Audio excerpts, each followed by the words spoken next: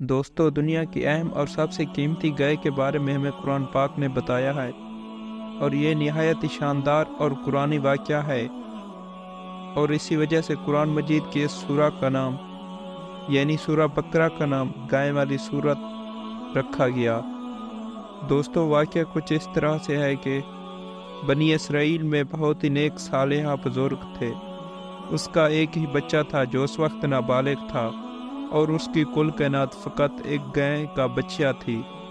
اور جب ان بزرگ کی وفات کا وقت قریب آیا تو انہوں نے اس بچہ کو جنگل میں لے جا کر جھاڑیوں کے پاس یہ کہہ کر چھوڑ دیا، یا اللہ، اس بچہ کو اس وقت تک تیری امانت میں دیتا ہوں جب تک کہ میرا بچہ بالغ نہیں ہو جاتا۔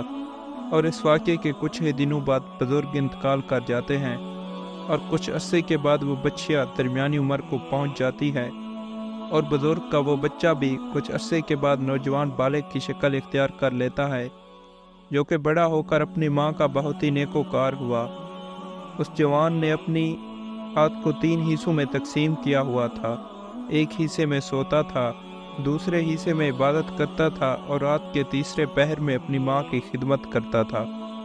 اور وہ نوجوان صبح اٹھ کر روزانہ جنگل جاتا اور لکڑیاں کاٹ کر لاتا اور انہیں آ کر بیچ دیتا، اور اس کمائی کو بھی نوجوان نے 3 حصوں میں تقسیم کیا ہوا تھا۔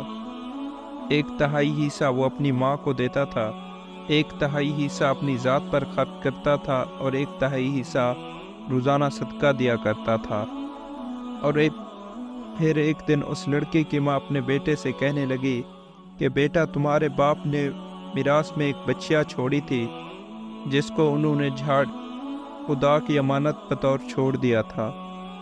تم اس جھاڑی کے پاس جاؤ اور اس طرح سے دعا کرو کہ اے حضرت ابراہیم، حضرت اسماعیل، حضرت اسحاق کے خدا، میرے باپ نے امانت کے طور پر جو بچہ دی تھی اسے مجھے واپس لوٹا دیں۔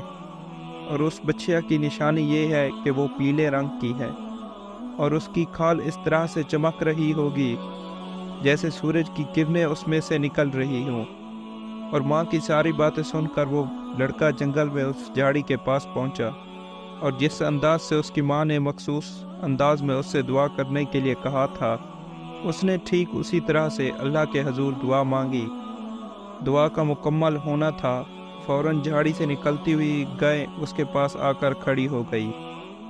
وہ نوجوان اس گائے کو لے کر اپنے گھر پہنچا، اس نے ماں کو بتایا، اور اس کی ماں نے کہا، تم اس گائے کو لے کر فوراً بازار چلے جاؤ اور اس کو 3 دینار میں فروخت کر دینا، مگر جب بھی تم فروخت کرنے لگو مجھ سے مشورہ کیے بغیر اس کو فروخت مت کرنا۔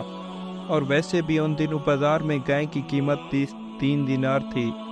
وہ لڑکا بازار پہنچا اور اس کے پاس ایک گاہک آیا۔ میں اس گائے کی قیمت 3 دینار سے تمہیں کہیں زیادہ دوں گا، مگر اس کو بیچنے کے لیے تم اپنی ماں سے مشورہ مت کرو، پھر میں تمہیں منہ چاہی قیمت دوں گا۔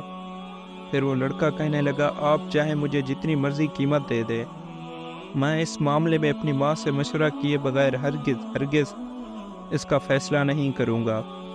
جب وہ لڑکا گھر پہنچا تو اس نے سارا ماجرا اپنی ماں کو سنا ڈالا۔ اس کی ماں سمجھدار تھی اور وہ سوچنے کی کہ شاید وہ گاہک فرشتہ ہوگا، تو اس کی ماں اپنے بیٹے سے کہنے لگی، تم پھر بازار جاؤ اور اسی گاہک سے مشورہ کرو اور اس سے یہ پوچھو کیا مجھے اس وقت یہ گائے فروخت کرنی چاہیے۔ وہ لڑکا واپس بازار گیا اور اس گاہک کو ڈھونڈنے لگا۔ جب وہ ملا تو اس نے پوچھا، بتائیے کیا مجھے گائیں اس وقت بیچنی چاہیے؟ تو وہ گاہک کہنے لگا کہ نہیں، کیونکہ کچھ ہی دنوں کے بعد حضرت موسیٰ علیہ السلام کے لوگ تم سے یہ گائے خریدنے آئیں گے، اور تم اس کی قیمت گائے کے چمڑے کا سونا بھر کر طلب کرنا، اور وہ تمہیں یہ قیمت ادا کر کے گائیں خرید لیں گے۔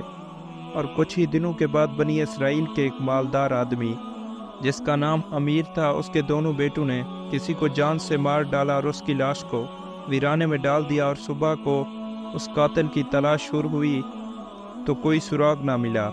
تو سارے حضرت موسیٰ علیہ السلام کے پاس پہنچے، تو حضرت موسیٰ علیہ السلام ان سے کہنے لگے کہ اگر تم قاتل کا پتہ لگانا چاہتے ہو کہ تم ایک گائے کو ذبح اس کی زبان یا دام کی ہڈی سے لاش کو مارو، تو لاش خود اٹھ کر تمہیں اپنے قاتل کا پتہ بتا دے گی۔ یہ سن کر بنی اسرائیل کے تمام لوگوں میں یہ بحث چھڑ گئی کہ گائے کس رنگ کی ہونی چاہیے، کس عمر کی ہونی چاہیے، کس عمر کی ہونی چاہیے۔ یہ سارا واقعہ اس وقت چھڑ گیا۔ بالآخر جب سب کو سمجھ آ گئی کہ گائے کس رنگ کی چاہیے، کس عمر کی چاہیے، وہ سب اس کی تلاش میں نکل پڑے، یہاں تک کہ وہ تلاش کرتے کرتے اس نوجوان کی گائے تک جا پہنچے، اور جب انہوں نے اس گائے کو دیکھا تو ٹھیک ویسے ہی گائے تھی جیسی ان کو تلاش تھی۔ چنانچہ ان لوگوں نے اس گائے کو خرید لیا اور اتنی ہی قیمت میں خریدا جیسا کہ اس نوجوان کو فرشتے نے بتایا تھا۔ اس گائے کی قیمت چمڑے میں سونا بھر کر ادا کی گئی، اور پھر اس گائے کو ذبح کیا گیا، اور پھر زبان یا دام کی ہڈی سے مقتول کو مارا۔ وہ زندہ ہو کر بول اٹھا کہ میرے قاتل میرے چچا کے دونوں بیٹے ہیں، جنہوں نے میرے مال کی لالچ میں آ کر مجھے قتل کر دیا۔ اور یہ سب کچھ بتا کر وہ دوبارہ سے مر گیا۔ اس طرح اس کے چچا کے دونوں بیٹوں کو قصاص میں قتل کر دیا گیا۔ لیکن وہ جو نیک باپ کا بیٹا تھا، اپنی ماں کا بہت فرما بردار تھا، وہ کثیر المال ہو گیا، وہ دولت سے مالا مال ہو گیا۔ اور پتہ ہے اللہ تعالیٰ اس کے آخر میں کیا ارشاد فرماتا ہے؟ اللہ تعالیٰ ارشاد فرماتا ہے کہ ہم اسی طرح مردوں کو زندہ کریں گے، اور وہ دنیا میں تمہیں یہ سب نشانیاں دکھاتا ہے تاکہ تم اس بات کو اچھی طرح سے سمجھ سکو۔